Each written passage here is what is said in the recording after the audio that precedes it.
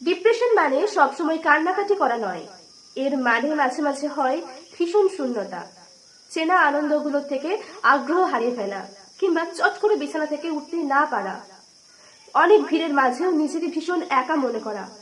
এটা কোনো সাধারণ ব্যাপার না, এটা কোনো নাটকও না, এটা একটা মনের অসুখ। অনেকে সবার সামনে খুব হাসে, আড্ডা জমিয়ে রাখে, এটাকে বলে স্মাইলিং ডিপ্রেশন।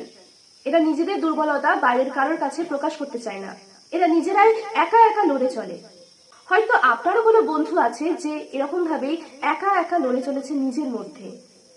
ডিপ্রেশনে থাকলে মনে হয় এই ফেজটার বুঝি কোনো শেষ নেই, কিন্তু বিশ্বাস করুন, আপনি এই পরিস্থিতির থেকে অনেক বেশি শক্তিশালী। কথা বলুন বন্ধুদের সাথে, পরিবারের সাথে, কিংবা কোনো থেরাপিস্টের সাথে। সাহায্য চাওয়া কোনো লজ্জার বিষয় নয়, বরং এটা ঘুরে দাঁড়ানোর প্রথম ধাপ।